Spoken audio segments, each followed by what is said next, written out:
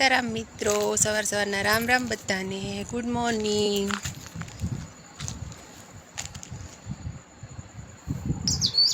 કંઈક અવાજ સંભળાય છે. નાનું એવું પક્ષી છે. સૂરજનો તડકો આવે એટલે દેખાતું નથી. નેચરલ મ્યુઝિક કેટલું મસ્ત છે, સાંભળો છો.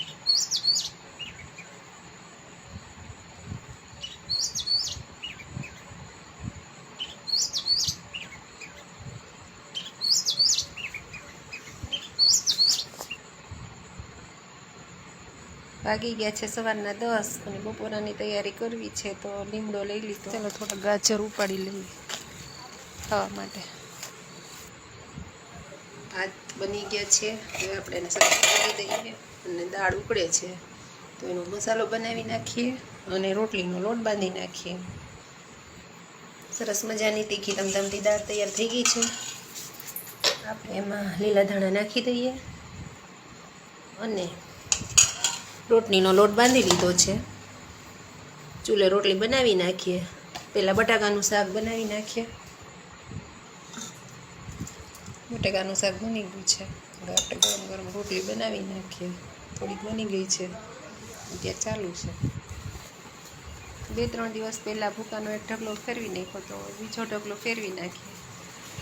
કેમ કે ઉપર જે નાળિયેરિયું છે એના ક્યારા પારા કરવાના છે, તો એને સરખું પાણી મળી રહે. એટલે આગળથી આ ભૂકાનો ઢગલો ફેરવી નાખીએ તો જીસીબી આવે તો કામ શરૂ થાય.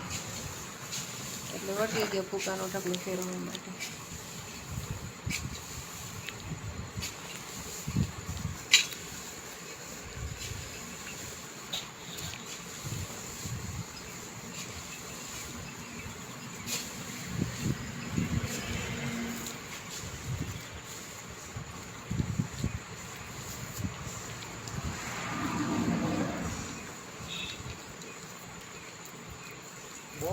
ખાડા નાખતા નહીં, ભરવો હોય ખાડો પર.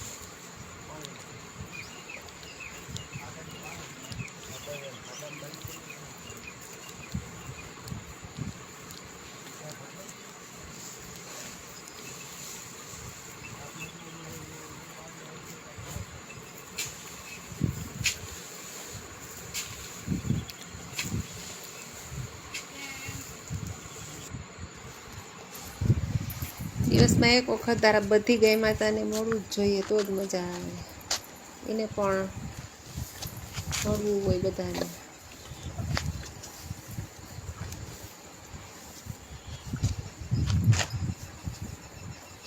ગંગા હવે ડાય થઈ ગઈ છે, મારતી નથી.